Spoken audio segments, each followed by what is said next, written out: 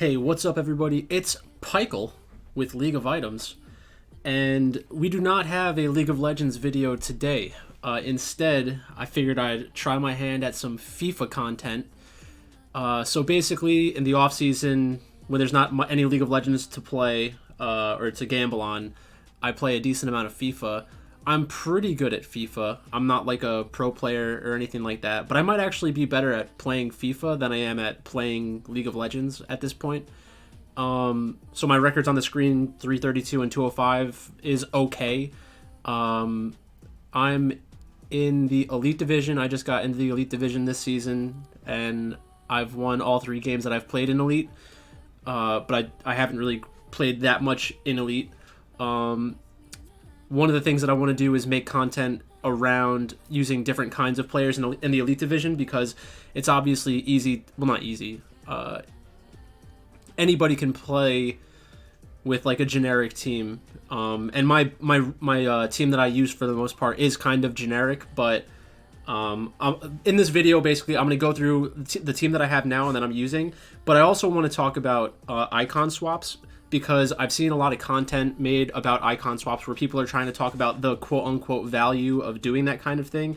And anybody who watches my videos know that I kind of apply that mentality to League of Legends and betting and DraftKings and all that stuff in general. So I wanted to try my hand at doing that for FIFA, because I think that we can kind of derive a gold value for each token based on the different players and the options that are available in icon swaps. But like I said before we do that, I'm going to talk about my team that I have right now. Getting into Elite, my team looked a little different than this. I used Donnarumma, Kimpembe, and Mendy instead of Alphonso Davies, Sula, and Manuel Neuer. But basically, the team that I run in the game is a 4-4-1-1, 4-4-2, or a 4-3-2-1, depending on what my opponent is doing. For all of my formations, I'm pretty sure I run balanced forward runs. The depth and width are roughly the same in all of them. Players in the box, I like having 7 because I like having more options when you fully build up play, get into the attacking third and kind of have to pass it around and try to break down the defense. It's really beneficial to have that additional player. I know there are a lot of pro players and players who play in Elite who have like stay back while attacking and try to pull out some of their players from getting into the box so that they have another passing option and also can like stop fast breaks a little easier. But that doesn't really bother me as much, because I'd prefer to try to get the ball into the final third, do that kind of passing, and then hopefully the play ends in a goal, corner kick, or something where I can, fight for possession of the ball relatively fast with the players that I have. And then for corners and free kicks, I leave it on 1-1. I don't do this for the reason that a lot of other people do, which is to do that cheat corner. Like, I don't do that. I should learn how to do it, but I don't do it yet. But basically, I do it because I like having less players in the box, and then I either call somebody short, or I just send it across to like the one person who's standing in the middle of the box, because the game's stupid anyways, where it goes in a decent amount of the time. So when I'm in the game, this got messed up because I switched Fekir and Benzema when I changed the Alphonso Davies stuff, because I just got Alphonso Davies into my lineup. So I run Benzema and Fekir as my either 2 strikers or center forward and striker. It really depends on what I'm feeling that day. I do think that 4-4-1-1, I know that 4-4-2 is very popular. I think that 4-4-1-1 gives you a little bit of depth in that build-up play. So like if I can get the ball up to Fekir, I generally leave him on like false 9, so sometimes he will drop back into the midfield to help pick up the ball and move the ball down the field, which I think is really important. I know a lot of players use long ball and stuff like that, but I like the 1-2 passing and stuff like that in the midfield, and trying to like help bring the ball down, give my players more time to go down the wings, because I have Vinicius Jr. and Garrincha. Vinicius Jr. is the Player of the Month card, which I did instantly because I really liked his Team of the Group Stage card, which I tried out knowing that the Player of the Month was coming out. So I wanted to try that. I ended up getting him into the team, and he's done really well for me so far. I'm not a 5-star skill player, but even if you're not a 5-star skiller, there are a lot of benefits to having a player in your team that has 5-star skills, because the way that they dribble, or when you're shot canceling, they have a few additional options, I'm pretty sure, that they'll go to, and it just seems more smooth in the game. So both Vinicius and Garrincha have 5-star skills. And then in the midfield, I have Draxler and Nkunku. Both of them are medium work rates, which I know a lot of people don't like. But I really haven't had a big problem with them. I enjoy having box-to-box midfielders who can contribute offensively and defensively. They both have good body types. They both have 4-star skills, and Draxler has a 5-star weak foot, and Nkunku has a 4-star weak foot. So, or he might actually have a 3-star weak foot. But overall, they're both very good players with a lot of in-game stats. I think that in-game stats are something that a lot of people look at, but they're really more influential if your player's actually utilizing all of them. Like, if you look at a card like Karim Benzema, yes, he has 2,300 in-game stats, but a lot of those are defensive, and the only time that's going to help you is when you're trying to high press or something, or have Benzema be annoying if the person's playing the ball out of the back, which is beneficial sometimes. It's just that's not the reason you pick Karim Benzema. So I think sometimes we lose sight of why we're actually playing the player. Good card overall though. And then I have Alphonso Davies, who I just started using. The reason why I picked him up, I was using Mendy. I think that Alphonso Davies is a better attacking option, and I have a lot of times in the game where my left back has basically a one-on-one with the keeper, so I want to convert more of those opportunities. So I'm trying out Alphonso Davies with Sula and Manuel Neuer. I don't love the Sula card. I do think that the Kimpembe card is a little better for the way that I defend. I'm not sure why that is. I think it's because Kimpembe's lateral agility is really good, so if you're left trigger defending, I play on Xbox, so it's left trigger for me. I don't know what it is on PlayStation, probably left trigger.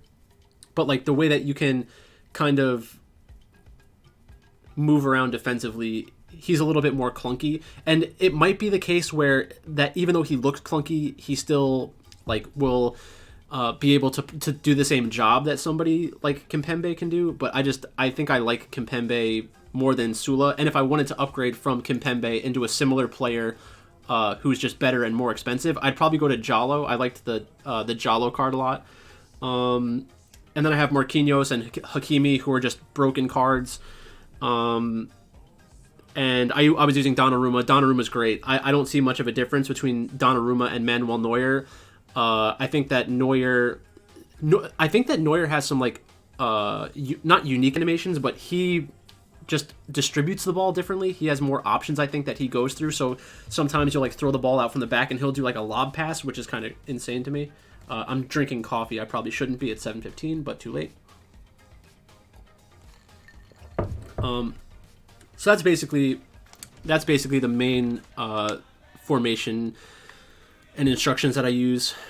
But sometimes in game, actually I didn't even go through the instructions, but the formation, sometimes I change this, and when I change the 4-3-2-1, I generally make a substitution. I go from Fekir. I either take out Fekir or Benzema, depending on what I think is going to be better against the opposing team. Like, if I think passing is more important, I'll leave in Fekir. If I think that having a striker is more beneficial, I leave in Benzema, and then I'll sub in somebody like Danny Parejo or Marcus Llorente, and then I have Capoue and Conte on the bench as well. So it really just depends on the situation, and I generally sub out midfielders if I feel like I have to make a sub. But I really do think that my preferred formation is the 4-4-1-1. It's all game dependent, and I think that's if you're looking for some kind of advice about how to get better at FIFA and go up the ranks, you're going to need to learn how to utilize tactics, depending to change depending on how the game is going. So my instructions are extremely simple, because I think that the players that I have are pretty versatile. So I have Garincha and Vinicius on cut inside only. I have my striker on get in behind, which sometimes I change the balance, and then with my center forward I play false 9. And like I said, I will change Fekir and Benzema. Actually, I'll do that right now. So yeah, getting behind and then false 9, and then my midfielders, I just leave them on default because they have good base characteristics, and it's just a good way to play the game. I know that some people will change the instructions on their wingbacks. I don't really do that. I don't think that there's much of a benefit. If I change my mind on that and end up making that change, I will. But if the only reason I would do that is if I felt like the other person was leaving 3 players up on the attack all the time, and then I would either transition to a 5 in the back or a 3 in the back, instead of just changing the stay back while attacking, because you're effectively doing the same thing.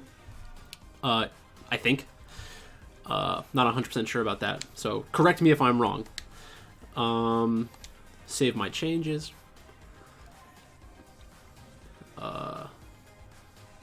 Yeah, so I have a lot of these other cards. I don't really use them as often. Capoue is a pretty good card in general. Delict, Haller, Parejo, Chong, Llorente, Conte, and then Mendy, Kimpembe, and Donnarumma. I might switch back to them. I do like them a lot. And I do play Draxler off chem, but it's not really noticeable at this point. There may be an opportunity to switch up my team a little bit to get Draxler onto full chem. Like, I would need to get Kimpembe, or not Kimpembe, Mbappe, and I think that my team would probably be it wouldn't be a perfect team, but it would be close to perfect for how I play the game. That's really the only change that I think that I would make. And then if I did that, I'd probably have to get rid of Fekir or Nkunku, so I'd probably get rid of Fekir at that point. I don't know. It's tough to say. I'm not sure where the additional value to squeeze out of my team is. But that's enough about my FIFA ability, I guess you would say. I'm good enough, and I have opinions, and I think these things through pretty well. So hopefully you find some of what I say valuable, is basically what I'm getting at. So the main reason why I started wanting to make this video is for the icon swaps. And like I've said in the past, I make these style of videos for League of Legends, for DraftKings, for betting reasons in general. And if you already know me, then you're going to realize that this is going to be like half research and half like my already formulated opinions on things. So it's really just an exploration of what's going on in the game and different ways to think about the icon swaps to make sure that you're making a decision that you're going to be happy with. So we have the 81x25 pack, so it's 25, 81 and higher. Then you have 25, 82 plus, 25, 83 plus, Iker Casillas, Rio Ferdinand, base or mid icon pack, Mark Overmars, mid icon pack, Desai, Del Piero, 89 plus mid icon pack, base or mid icon player pick. So we're gonna talk about the difference between a player pick and a pack, because I do think there are important ways that you, maybe not important ways, there are different ways that you can think about it that might help you make a decision that falls in line with what you want to get out of using your tokens. And then we have Zambrata, mid or prime icon pack, base, mid or prime icon pick, and then Wayne Rooney. So I'm pretty sure that's all I needed the stream stuff for. So I'm going to stop that, and we're just going to go into this. So what I've done is and like I said, I'm not 100% sure that all of these numbers and everything are correct, but we're going to try to go through these questions. Basically, how much gold. But like, before I get into this and start breaking stuff down, I think that it's a beneficial exercise for people who are watching this video and have made it this far into the video to ask themselves, how much do you think an icon swap token is worth? So in terms of gold, how much gold would you basically spend on an icon swap token? Like, obviously these are gameplay based objectives where you're just getting this for spending your time on the game and doing specific objectives. But ultimately, when you spend that, you're justifying the amount of time that you've spent on the game, and the common language that we can use to talk about that is through gold. So how much gold do you think it's worth? Or I guess it's FIFA coins, not gold. That's my League of Legends showing. That's so funny. But basically, that's the way that I'm looking at it. And then another question before you start making decisions about icon swaps, you should ask yourself, do you want to gamble or have a sure thing? Because if you want to gamble, then you can kind of justify any of these options, and it's going to incentivize doing like packs and the player picks and stuff like that. But if you want a sure thing, you're going to go with the player side of things. And then what are you looking for in these packs? Are you looking for value? Are you trying to squeeze the most value you can out of those tokens? Are you looking for upgrades to your team that fit into the meta, and so the usability of the cards? Or are you looking for nostalgia and like to embrace your fanhood? Like, is that more important to you? Because then maybe Rooney makes a lot more sense to you at that point. But let's just start at the beginning. So,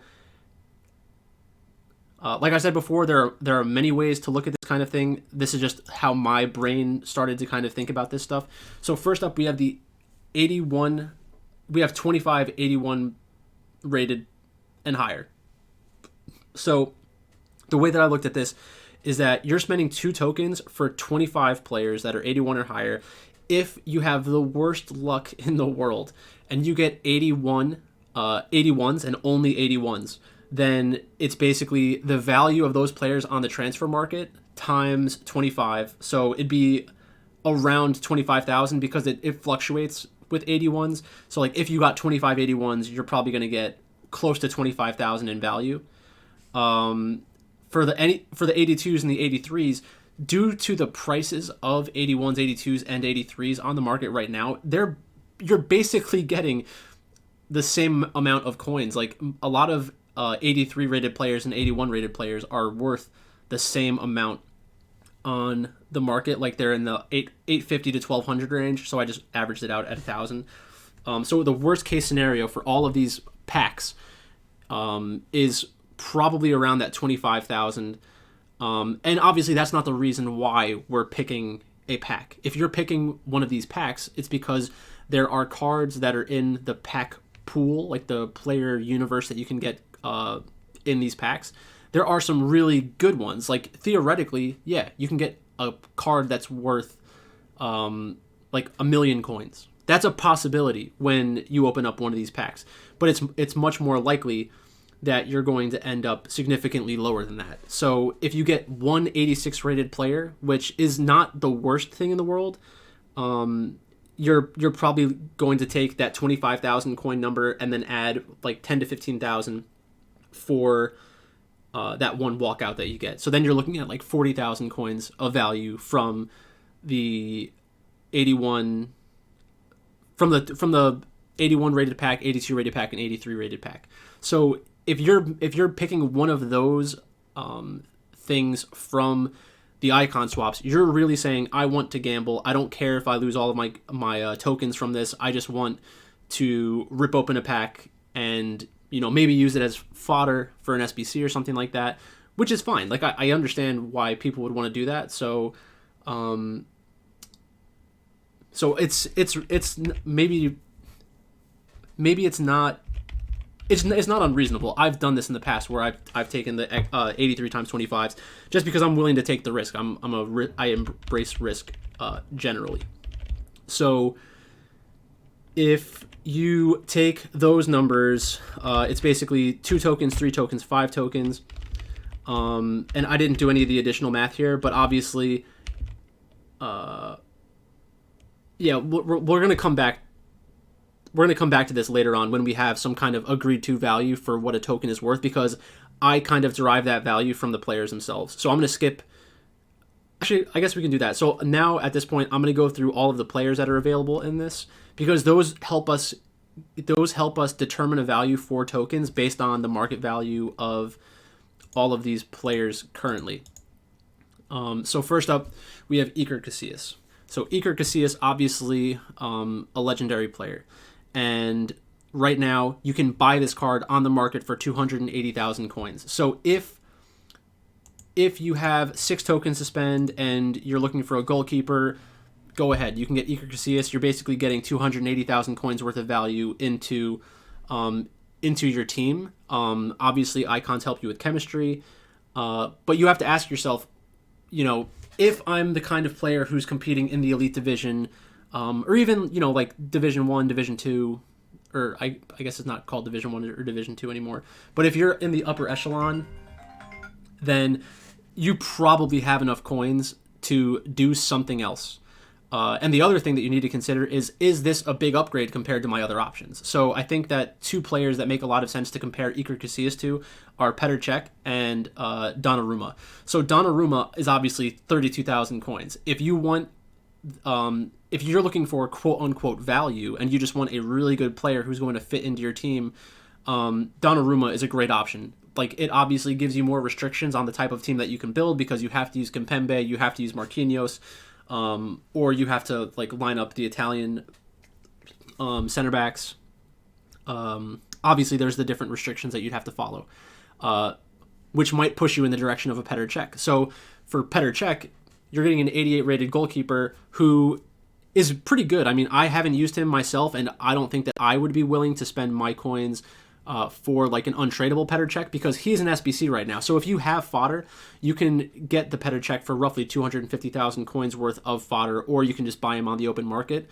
If you have a bunch of untradeable players and you can knock down the value of the SBC, yes, that's a good way to do it. But then you have to compare the opportunity cost to the future players that are going to come out, and you're not going to have the option of using the fodder that you've built up into that SBC. So it's a give and take. So I think if you want to go the icon route, you really need to ask yourself, is it worth spending these tokens that I can only make a limited number of decisions with? Is it worth it to use those tokens on a player like Casillas when I can just go get Petr Cech or Donnarumma? And I think the answer is probably no. So unless you're a huge fan of Iker Casillas, or if you're Spanish and you want to have one of the best Spanish goalkeepers of all time in your squad, you're probably not going to want to use your coins this way. But like I said, this helps us derive a value for the tokens. So if we can agree that Casillas is worth roughly 280,000 coins and you need to spend 6 tokens to get him, then you're basically every token is worth 46,500 coins. Which is just one of the numbers that we're going to get, because these numbers are going to fluctuate based off of the transfer market. But at release, all of these numbers are relatively close. And the reason why these numbers are relatively close is because EA looked at values from the market to justify how many tokens you're going to have to spend for each type of player. So they're kind of guessing not guessing what the reactions are going to be. They're basically assigning a value to these tokens. So that's the first one. So like I said, I wouldn't do the Iker Casillas one. Personally, I don't need a goalkeeper. I don't need a Spanish goalkeeper in my squad. But let's move on to the next one. So next up, we have Rio Ferdinand. Rio Ferdinand has medium work rates, which aren't the best. You can get him for 350k on the market. So again, we can do the player comps. The players that first came to mind for me were Sula and Marquinhos, because they're 2 of the players that I've used. Another player that comes to mind is Alaba. And Alaba, I think, is a crazy card in this game. It's just that the work rates made it really difficult for me to play a lot of the time. So I would need another card in my lineup that I could switch with Alaba, so I can make Alaba a central midfielder, which I think he's actually a very good central midfielder in this game. You can play him at CDM, and he would be more of a box-to-box CDM. So let's say you had Desai, who's another player we're going to go over in a little bit. You could swap David Alaba and Desai, and I think you'd have a pretty good team if you incorporated those 2 restrictions into your squad building. I think Alaba is probably just straight up better than Ferdinand in that situation. But there are a lot of people who love Rio Ferdinand for his playing career.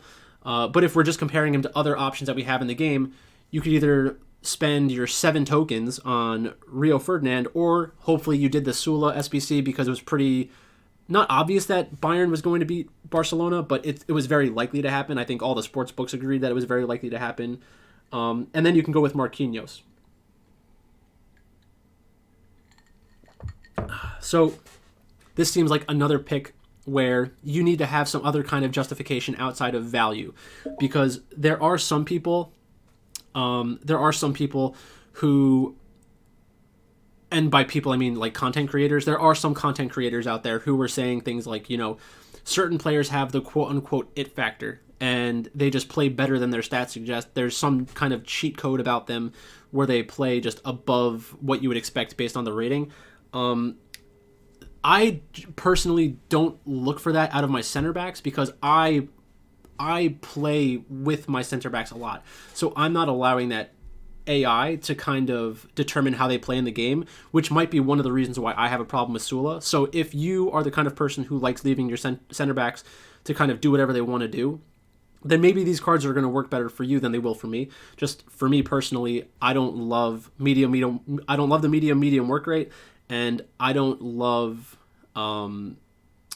leaving my center backs to their own devices. I kind of manipulate them a decent amount in the game, which helps me defend.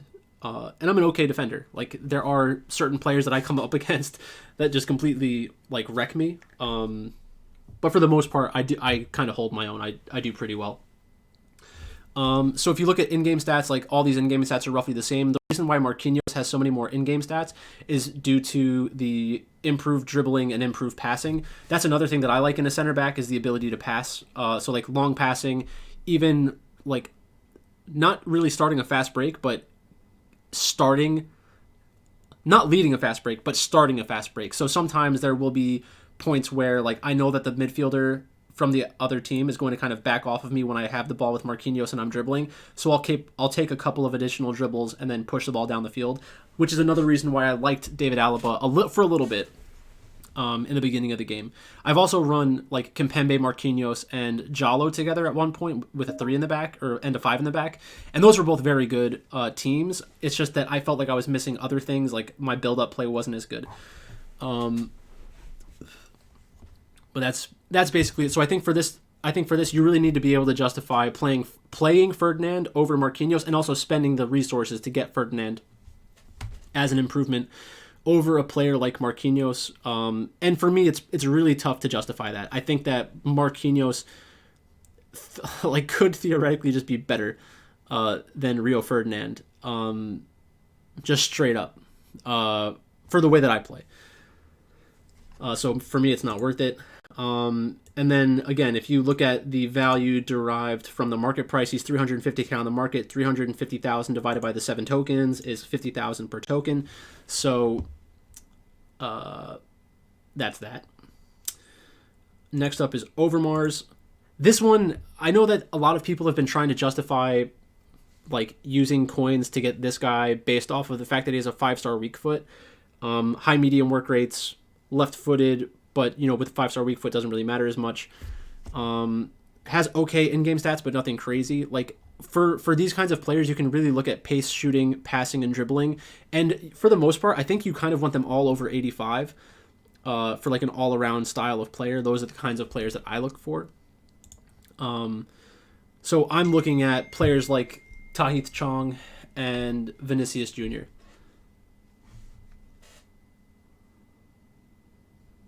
Sorry.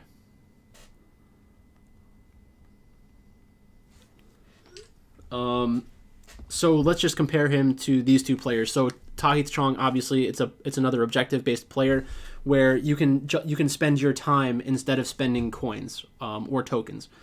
You get basically 150, 160 more in-game stats, which for a left winger isn't really as important. But if you are using your left mid to help defend and help in the attack, it does become more important. And I think that while the 5-star weak foot is nice, I think that 4-star weak foot is good enough for most players who have left midfielders.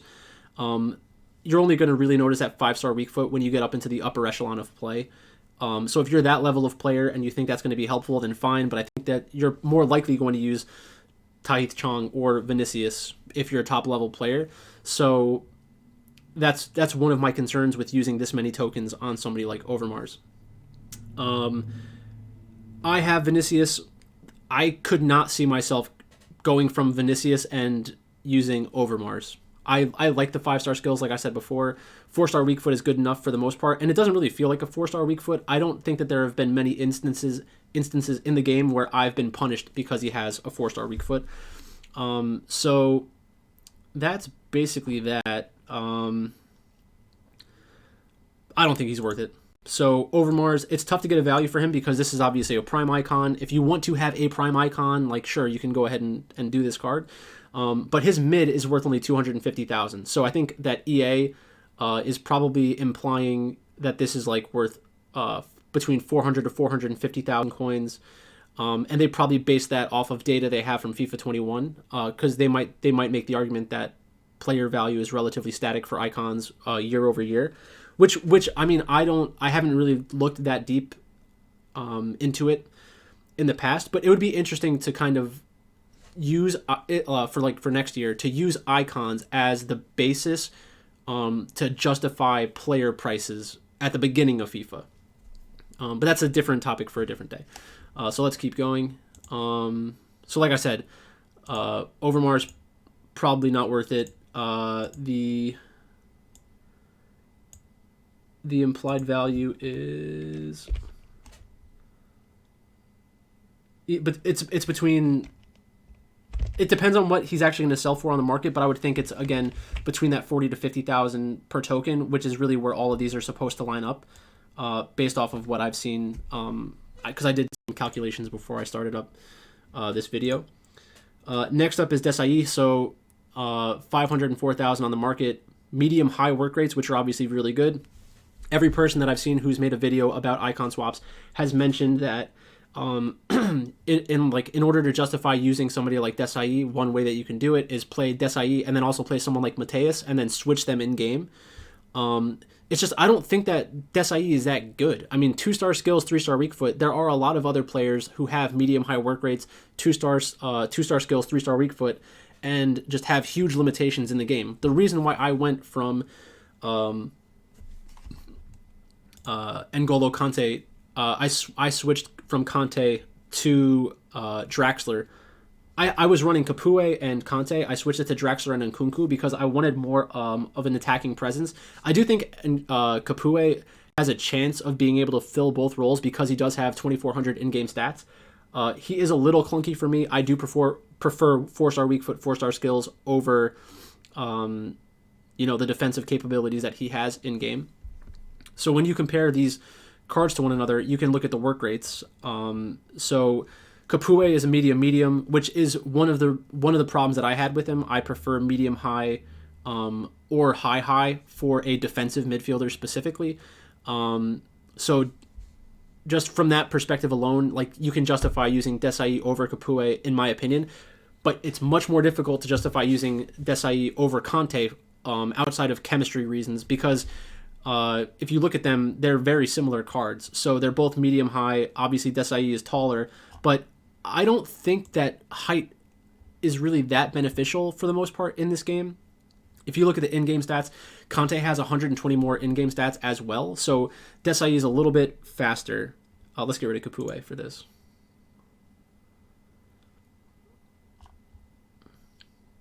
Okay, so Desai is a little faster. And Kante has better shooting, but again, you're not playing somebody like Kante for their shooting. He's actually scored a couple of goals for me, but it's really kind of brutal.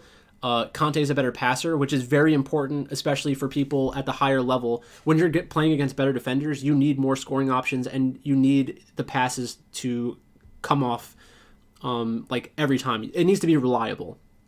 And actually, yeah, so Kante's passing is basically roughly the same. His crossing is better, but again, you're not really using Kante to cross the ball very often, so that's kind of negligible. So maybe Desai is closer in regards to passing than I thought. Dribbling, Kante's a better dribbler, so if you do have to kind of beat one or two defenders, you have a better option with Kante. If you are left stick dribbling a lot, Conte is going to be the better option. And then defending, it's very close.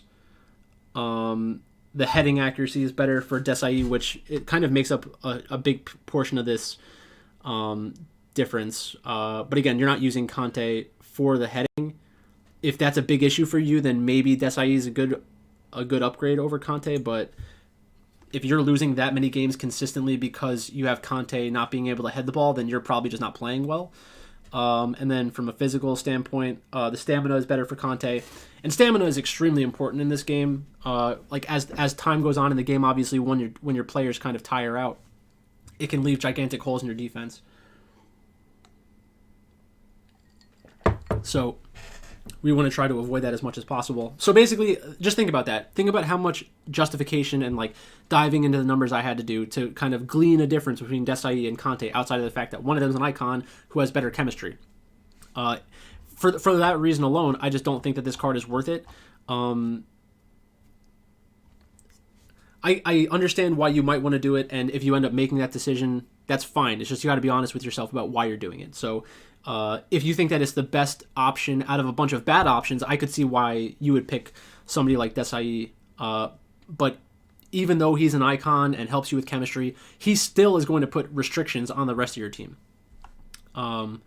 Just something to kind of consider when you're making that choice later on in the game. And he's 11 tokens, so you're not even going to be able to do this for another month or two. So from that, the implied value per token is 45,000. So it's a little bit worse than Iker Casillas, a little bit worse than Rio Ferdinand, and probably better than Overmars from a token value perspective. Next up, we have Del Piero. So Del Piero is 500,000. When I was looking for cards to compare him to, I think that the obvious choices are Fekir and Benzema. You could probably compare him to Ben Yedder as well. I just haven't used Ben Yedder. So Fekir, you obviously can't do this anymore, and Benzema, you can't do this anymore either. Two great value SBCs from the past. And I do think that Del Piero is better than both of them. I just don't think that you're getting a gigantic upgrade if you're going from Fekir or Benzema to Del Piero. So I don't think you really need to justify the Del Piero one as much. I think that the fact that he has 88, 88, 84, 89 is basically good enough. The fact that he has the weak foot just kind of puts it over the top. Weak foot is very important for strikers because every time they have a slight area to potentially get a shot off in the final third, you kind of need to be able to do that. He's a right foot dominant player, but again, he has a 5-star weak foot, so it doesn't really matter. The high medium is fine. High, medium, and high, low, they're all fine. He doesn't have the finesse trait, and he doesn't have the outside the foot trait, but I'm pretty sure that I've seen people use him, and it didn't really matter. So I'm not really concerned. Del Piero is probably the first card out of all of these where I could easily kind of see myself making that kind of decision potentially, because he's the kind of icon where he is going to be a like-for-like swap with somebody like Fekir or Benzema, easily fit into basically any team, and kind of hits those thresholds that you want to for a card. But this is the kind of the point where you're spending 12 of your tokens. So 12 tokens for a 500,000 coin card makes it roughly 41,000. So from a value perspective, if I end up making this decision, it's not going to be for value. It's going to be because I think it's a cool card. And, I kind of just want to have him in my team. And I do like the flexibility of this kind of card and as well as Desai, because you can kind of switch them all the way from CDM to striker, depending on where you need to fill in the gaps of chemistry within your team. But yeah, not a strong player, gets forced off the ball. But again, that's not why you're using him. You're using him because he's a clinical finisher. So there's that. Next up is Lucca Zambrata. And again, since he is 14 tokens, his mid is 268,000 coins, which is very low, considering the implied value of this one. The one thing I will say is 2,400 in-game stats is wild. 4-star skill moves is great. 5-star weak foot is great. But again, it's a player where you're going to put him into your team, and you're probably going to need to move him into like a central midfield role in order to justify using this many resources on a card like Zambrata. But it's a great card. Like, this is the kind of card. Again, this is a card where you can easily justify it because you're someone who switches formations, because you want to play a 3 in the back, because you basically leave like a CDM on stay back while attacking and basically treat him like a center back. If you're that kind of player and you want the additional attacking firepower, you just throw in a card like Zambrata, Hakimi, Davies, Cancelo, like any of those styles of players are going to be able to supplement your attack, and the central defensive midfielder should make up the difference from what you're losing defensively. But I think the most obvious choices to compare him to are Hakimi and Davies, because these are two cards that you can also justify pushing all the way down the field. If you look at the face card stats for Hakimi and Zambrata, they're very similar from how they're going to feel in the game. They're both very fast. They both have a decent shot. They both have really good dribbling, and they can both pass the ball decently well. There are some times where you can make where I make atrocious passes with Hakimi, because I'm like going down the right wing. I see a player open in the midfield, and I try to hit like a driven pass to them, and he just completely fails. So if you're upgrading from Hakimi to Zambrata, it'll happen less often. But I'm not sure how big of a change it's really going to be, because his finishing stats aren't that much better. They're actually worse than Hakimi. The finishing specifically. Shot power is relatively similar. Long shots are better. But you're not, if you're playing like at an elite level, you're not going to really be using Zambrata for that many scoring opportunities, I would think. Maybe you put a shadow on him, or not a shadow. Maybe you put a hunter on him and kind of allow him to take more shots. I'd be willing to try it. I'd probably want to try it with coins before I spend tokens on it. That would make me feel more comfortable. So in that scenario, where he's not just a glorified Hakimi, he'd be more of an Alphonso Davies. I'm just starting to try to use Davies, and I think that it's going to potentially help me a lot, because, like I said, there are a lot of times where like Vinicius will leak into the middle of the field, and it leaves Alphonso Davies one-on-one with a keeper, or one-on-one against the left back, or their right back, and I'll get shooting opportunities. So I do like the idea of that for my team specifically. I've only played 3 games with it, but I'm hopeful that it's going to help.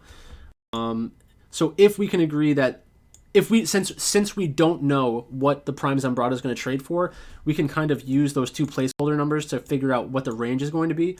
So if a token is worth 40,000 coins, then Zambrata needs to be worth at least 560,000 for you to justify it. And if it's anything over 700,000, then you're getting better value from this coin than from this player than any other option from the icon swaps. And then the last player is Wayne Rooney. So obviously Wayne Rooney is probably one of the most popular soccer players of all time, because there are so many Manchester United fans out there, and England fans in general. So at 850,000 coins, again, we get to that 50,000 number. So if you want to wait for 2 months, you can kind of get that 50,000 implied value number from somebody like Wayne Rooney and Rio Ferdinand. So they're 2 good options that a lot of people are going to gravitate towards, because they love Manchester United, they love England. They've heard good things about those icons throughout the game. I know that there are some professional players using Wayne Rooney. I think he's like specifically popular right now. But again, it's 50,000. So who should we compare him to? What about Ronaldo? What about Del Piero? So I think that the Del Piero comparison is a really good one, because, again, you're not using somebody like Wayne Rooney for the defensive stats, but he has a lot more defensive stats than Del Piero does on his card. So that even though you see the total in-game stats are 2320 to 2210, you're not getting that much more out of him. From a work rates perspective, it's high compared to high medium. So there are people using Wayne Rooney in the midfield, which is kind of strange to me. Has the outside the foot shot, but doesn't have finesse shot. The other comparison I was going to use was Ronaldo, because Ronaldo is more of like a archetypal striker, where a lot of people were saying he was bad in the beginning of the game, but I think more and more players are kind of going back to Ronaldo because he is quote unquote jammy. He fits really well into a lot of players' play styles. and the types of goals that they score work well with somebody like Ronaldo. So I think that those are two good players to compare it to. So it's really like, do you think that the 5 additional tokens is worth the upgrade from Del Piero to Rooney? I'd say probably not, because even if you think it's a low number, like 40,000 coins per token, that's like 200,000. So is the upgrade from Del Piero to Wayne Rooney worth 200,000? I would say no, because you're getting, and the thing is, you're getting a 4-star weak foot instead of a 5-star weak foot. That alone is worth a lot of coins. I've asked this question before to people I know who play FIFA. If weak foot, if you could make a consumable +1 weak foot, how much do you think that would trade for on the market? It would be like 100,000 coins at least. It would probably be extinct. Every time you pack it, you'd probably slap it on somebody in your team until everybody on your team has 5-star weak foot. So it's a tough one for me. I'm not going to be going the Wayne Rooney route, but I could see why people will. So let's go back and use some of those values to talk about the packs. So like we said before, if every token is worth 40,000, then the 81 rated player pack needs to be worth between 80,000 to 100,000. Do you think that pack would be sold for 80 to 100,000 on the market? And the one mistake that people make here is that they think, oh, well, if the pack costs between 80,000 to 100,000, then the players that I get out of it should be 80,000 to 100,000. But that's not how packs work. Packs aren't meant to give you a 1-for-1 exchange. You're supposed to be spending coins because you're gambling on a pack. So the value that you should expect to get back is probably closer to half, or maybe 60%. So if it's worth, if this pack came onto if this pack went onto the market, you would compare it to like an ultimate pack or something. You're not expecting to get 100,000 or 125,000 back out of an ultimate pack. Like theoretically, yes, you can get somebody that's worth several 100,000 coins, but generally you're going to get a bunch of bad players and be like, oh my God, why did I spend real life money on FIFA again? That's just basically what happens to almost everybody when they make that kind of decision. So the significance of going through that kind of research project that we did is that I think there's a good reason to kind of there's a good reason to use 40,000 and 50,000 as the potential token numbers or potential token values. So if you bought this pack, the pack would be worth 80 to 100,000, and you would hope that you can get that many players worth that much out of this, and then be able to use them in SBCs to like build out better squads, but you're probably not. So again, if you're looking for value specifically, then you're going to want to go with the players that you know are going to be there. And I think that's kind of generally how I would approach all of these 25 player packs. Because 83 times 25, the pack would need to be worth 200 to 250,000 on the market. And just from looking at some of the packs that were open today, you're not even getting anywhere close to that. So like I said, if you're using the 50% number to 60% number, you're saying it's going to be like 100 to 150,000 coins worth of untradeable players. And it's really tough to hit that number. So that's kind of bad for value seekers out there. And I want to be clear, like, value isn't the only way to think about this. Like, if you want to have the rush of opening a pack, I get why you'd want that. Like, that's a fun thing to kind of experience every once in a while, especially when you have so much writing on it. Do you get disappointed? Yes, but once every year or two, you probably get an insane pick. Like, earlier this year, I opened a base icon pack, and I got Garincha, and I was like, oh my God, this is crazy. Like, he's worth 900,000 coins. So it was worth it for me, and I was kind of really happy about it. So my pack luck is kind of screwed for the rest of FIFA, probably. Now we can look at some of the other packs that are out there. So the base or mid icon pack, there's an SBC for this right now. The cost of completing that SBC is worth about 325,000. If we use the placeholder numbers that we derived earlier, That's about 40,000, about 40,000 per token. And you can get some really bad icons out of this. When I did my base or mid icon pack, I got Miroslav Klosa's baby. So that's worth like 70,000. So I spent about 300,000 coins worth of players, and I got back Miroslav Klose. So I lost big time on that. I'm still up overall because of the Garincha packing, but that happens, and that was pretty horrible. For the mid icon pack, one way to do this is to figure out what the average cost of middle icons. And obviously, the reason why you're making this kind of selection isn't because you want to like guarantee a decent value out of this. You're really looking to turn that 400,000 coin investment into like several million coins, which is only possible by doing this kind of pack. So like you give yourself the chance of getting Ronaldo, Hullet, Cruyff, Ronaldinho, Eusebio, and like these players are worth millions of coins. So if you go to the middle, you basically want to look for probably this number. So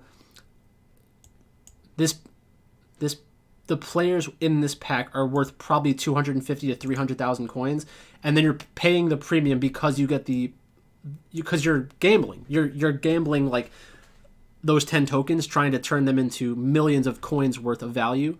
But more likely it's going to be like not a shitty player. None of these players are quote unquote shitty from like a historical perspective, but you're paying a premium for the opportunity to get one of the best cards. So you would take a number like 268,000 and you would equals 250,000 divided by let's say 0.6. Now let's do 0.5.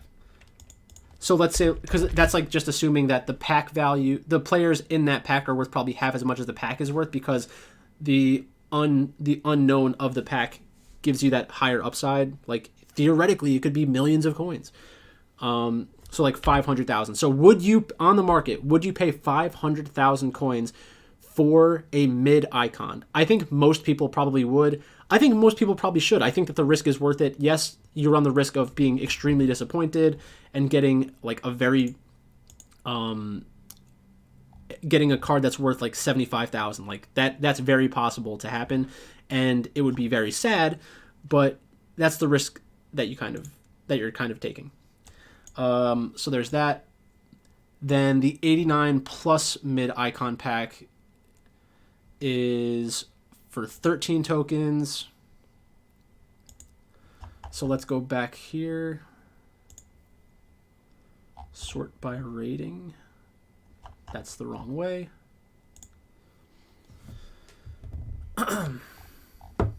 So 89 rated. There are at least 2 pages worth of players that are 89 and higher. And there are still some bad pulls.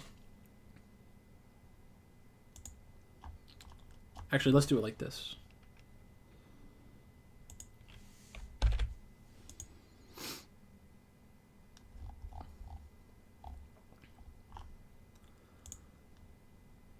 One, two, three. So basically 2 pages worth of players. And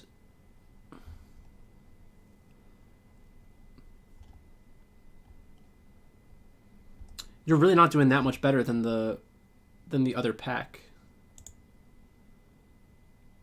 The mid icon pack and the 89 plus mid icon pack just really aren't that much better. You're spending an additional 120 to 150,000 coins worth of value in tokens to eliminate some of the bad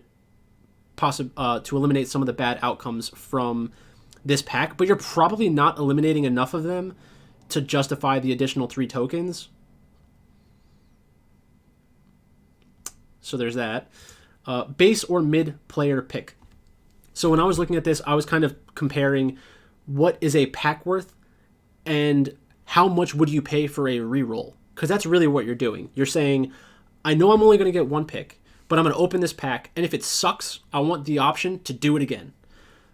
So I don't think that it's it's definitely not worth a pack because you're only getting to have one player, but it increases the likelihood that that one player you end up with is better. But is it, is it 240? Is it worth 240 to 300,000 coins? I would say the answer is no. So I know that a lot of people out there are saying that that the player picks are a lot better than the packs, and it used to be, because one thing that people have been talking about is that the player picks used to have 3 options. So it used to be like opening 3 of those packs, 3 of the base or mid packs, but now it's just 2. So that eliminates a ton of the value. So it's not like you're re-rolling twice. So that's probably not worth it anymore. Maybe they hotfix it to go back to the 1 of 3. I just don't think it's gonna be worth it. Probably. The picks are like, they feel better than the actual value that they're giving to you, which is kind of a trap, I think. The mid or prime pack, again, we would have to do the going through all of the mid and prime cards, finding that middle point, and then dividing that player by 0.5. So it's really not that much more value because you still have that group of icons that you don't want. That's one of the problems, I think, with having babies, mids, and primes of every icon, is that it doesn't matter if you get prime Ian Rush. You don't want Ian Rush, period. You just don't want it. So that's the issue that I think some people don't even kind of consider, because it's like your percentage doesn't change. The percent chance that you get Ian Rush remains the same. Is the Ian Rush conundrum, really. So that's probably not worth it. The base, mid, or prime player pick, I think, is just like the worst thing ever. You get to pick between a bunch of bad cards a lot of the time, I think. Imagine spending 17 tokens and getting 2 base icons in your pack. I mean, I would probably... I don't even want to say what I would do. I would cry. I would cry in real life. Just think about that. Would you rather have guaranteed Wayne Rooney, or potentially a choice between 2 base icons? I think from that perspective, I think it's definitely just Wayne Rooney's worth more, because you're getting more value out of your tokens. You're not exposing yourself to the tragedy of packing Ian Rush out of this thing. And are you going to get Hullet? Probably not. So maybe just save up your coins and do it that way. But basically, that's kind of what I wanted to accomplish in this video. I wanted to kind of, I guess, introduce myself to the YouTube FIFA scene, show you a little bit about my squad, go through some of these numbers to help you make decisions about how to use your icon swap tokens. And I'm planning on using some of this logic to player values and stuff like that in the future. It's not that I think that I'm thinking about this the correct way and everybody else is thinking about it the wrong way. It's more like, this is my perspective on things. Maybe it resonates with more people. It's not going to resonate with more people. Maybe it's going to resonate with some of the people who don't get the kind of content they want from the other content creators. Which, if I'm being honest, I love a lot of the FIFA content that's out there, because even if it's mindless and stupid and just all about memes and stuff like that, it's really fun to watch those kinds of videos. I think there are a ton of really good FIFA content creators, which is just coming from a game like League of Legends, where there were a couple of okay content creators, but most of them are pretty cringy and just not fun to watch, and they're kind of annoying. I think that the FIFA community is just much more entertaining to watch. So there's that. So thanks for watching. If you like this video, make sure to like, comment, subscribe. If you're just waiting for the esports content, I hear you. It'll be back soon enough. But until then, I'll probably be making some FIFA videos, some gameplay videos, do a little bit of Elite Division stuff, some FUT Champs, and that's about it. So again, thanks for watching, and I'll talk to you later.